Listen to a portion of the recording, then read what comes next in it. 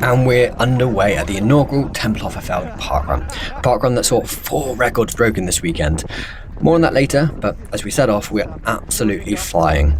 Pun very much intended, as this brand new parkrun is set in an old airfield famous for the Berlin Airlift. And as you can see, we're setting off at a pretty spicy pace. The first 1.6 kilometre, or 1 mile, is just a straight drag down the old runway. We're pushing around 3:30 pace, but we're already sitting in around 20th. Now this parkrun is pancake flat. Officially, there's only 10 meters of elevation. That's lovely, but what it does mean is that it's completely open to the elements. With any sort of wind, you have zero protection. Unless, of course, you can find someone's heels to run on. And that's exactly what I'm planning to do in a second as we start to cruise down the runway.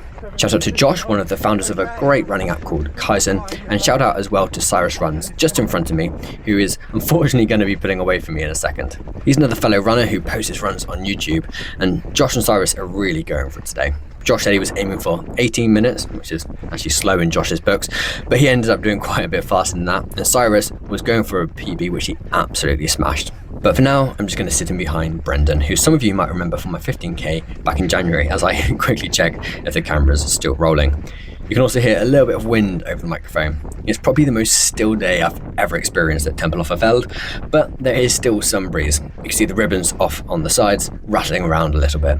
Now, fun fact, Tempelhofer Feld is actually larger than the entire country of Monaco. So yeah, there's plenty of room for that wind to build up. Up in the distance, you can see the first place and the rest of the faster boys already pulling away as we start to pick off some of the people who maybe went out a little bit harder than they should have. Now, what records did we see broken this weekend? Well, the first one is that this was the largest parkrun in Germany last weekend, April the 18th. No other parkrun in Germany saw more people. And what makes this even more impressive is that this was the very first parkrun here. So this is not only the largest parkrun in Germany, but it's also the largest first parkrun ever in Germany. Germany has never seen an inaugural parkrun with more people. So massive shout out to everyone on the organising committee and everyone who pulled together to get this going. It's awesome to see a parkrun taking off in such epic fashion. And yes, I will be overusing that pun throughout this video. And I promise you 4 records were broken, but you'll have to hang around to find out what the next 2 were. I have a quick look down at my watch as we come up to 1k. I'm just checking that I'm not pushing too hard. Brendan in front of me is a much better runner, and as those of you who have seen the other video will know, I just wanted to make sure that I wasn't pushing it into the red zone. And as we come through the first kilometre in 3:41, I think I'm just about hanging in there at a sensible pace. If I can keep this up, it'll be my fastest time of the year, and on a flat course with limited wind, I think I'm right to feel confident. That being said, my training has all been focused around slightly longer distances with a 31k trail race coming up next weekend, so do make sure you subscribe if you haven't already so you can check out that video when it drops. As you can see from the stats on the screen, my heart rate is starting to sneak up a little bit, although it's still in what's probably a relatively comfortable area for me, still in the mid 160s. We come through the first mile and take a right off the runway onto the taxiways, and the 3:40 pace is starting to feel sustainable. And that's a large part of what today is about, just testing if I can keep it in that comfortable, uncomfortable level of the 340-ish range. I won't be pushing as hard in my longer race next weekend, but I will need to be able to ride that wave of pushing just up to, but never past the limit. Now, Brendan is starting to pull away from me a little bit here, and I really don't want to let him get too much distance because he's been an absolutely fantastic, if unwilling, pacer down that runway. The good thing though, any wind that was out on the course, which was pretty minimal, was blowing east to west, and that meant that it was blowing into our heads for the first mile or so. So now we're going to pick up a tailwind as we go back around the bottom section. However, that does mean we'll have a little bit of a breeze into our faces for the final 100 meters. As we come through the second kilometer, my heart rate's creeping up, my breathing is creeping up, and it's starting to get a little bit more uncomfortable. But as we hit the second kilometre in 3:40, that's only 1 second difference between the first and second kilometres, and we're actually speeding up. So maybe I've finally learned how to pace a run, but we'll have to see. And I probably shouldn't count my chickens when we're not even halfway through. In fact, we're only just seeing our first marshal now. And shout out to Jamie, an absolute legend who's been on the channel before, and always lovely to see a friendly face. We're crossing the second runway, which is just off to our right, as we're going to take one of the very few turns on this course. This is one reason why this course is so fast. To me, this is going to quite quickly become the fastest parkrun in Europe, rivaling Battersea, which takes us to the third record of Tempelhof. 39 people managed to run a sub 20, which is unofficially the most people under 20 minutes in any parkrun across Germany. Another amazing thing about this course is that it has such lovely wide paths, especially for the starting mile. And because of this, the parkrun is going to be able to run even on marathon weekends, or at least that's the plan. That's what the committee is hoping for, so you can keep your parkrun streak going even when you're travelling over to Berlin.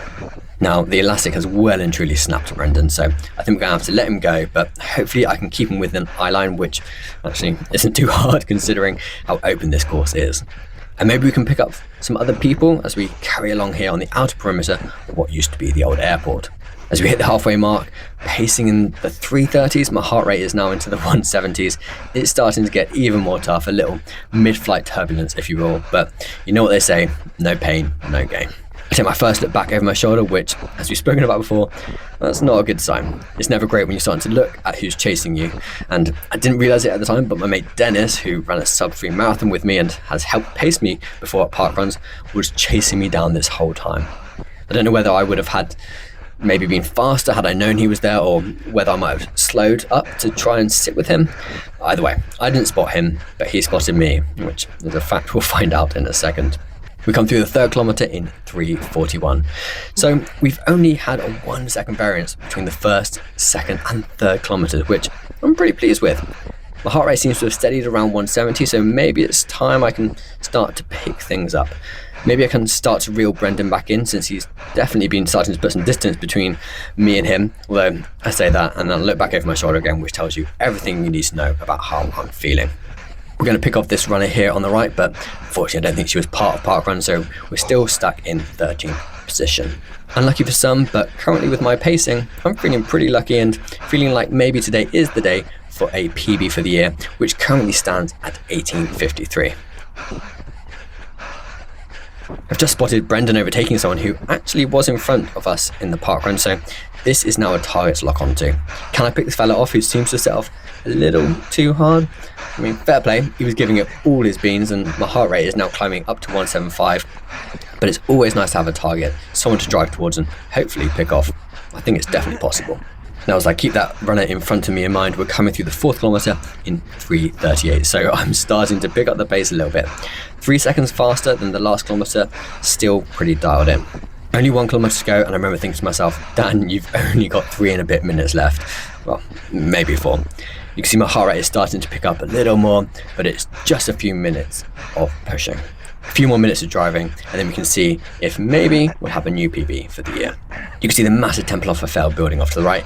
If you are in Berlin, I definitely recommend getting down here. Even if it's not for the park run or a day when it's not running, do check out the park, and the tours of the building are awesome.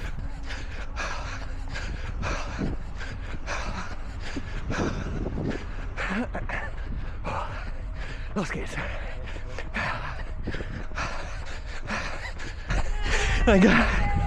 We're going to come round our second to last corner, shout out to the marshal there, as we drive straight towards the building before taking our final turn. You can even see the TV tower off in the distance. What a beautiful day for an inaugural parkrun. Anyway, 400 metres left, back to the pain train. I take another look over my shoulder and I see another runner coming up behind me. I'm giving it all I've got, heart rate almost up into the 180s, paced down to 335. With 300 metres to go, my heart rate ticks into the 180s before dropping down a little bit. But who is this on our shoulder? It's Dennis, absolutely cruising past like he's late for a flight. And I tell you what, that man is not hanging around. However, we know that I like to back myself in a sprint finish. I'm happy to give him just a few metres because I know I can take him. I know that as long as I don't let him get too much distance, I can pick it back up. And there we go, a little injection of pace into the 320s. I'm keeping Dennis just within touching distance. Don't let that elastic snap down. I'm going to come around this corner with 120 metres to go. But Dennis is starting to pull away a little bit. That doesn't matter. I'm going to get my head down, quite literally, as you can see, and drive those arms. My pace is dropping into the 230s, 240s, and Dennis is kicking too. Oh, no, mate. I've never seen this man run so fast, but he is going to hold me off. I'm going to keep on sprinting though, because I've still got this year's PB on the line. Keep on pushing, final effort, and there we go. That was tough. Well done. 18:12 official time, which is our final record, a PB for me for the year, and actually my second fastest time since 2021. Now, it might look like I'm running away as I run past the race director, Marika. Fantastic work today. But I'm actually going to go grab a vest because I am helping the funnel, making sure everyone keeps on moving down but doesn't change their order. Anyway, thank you to everyone who made the parkrun such a success as I ran around trying to find out where the vests are kept. And yeah, as I said before, if you're coming down to Berlin, do make sure you check out this parkrun. Make sure you hit that subscribe button so you get to see me in my 31k trail race.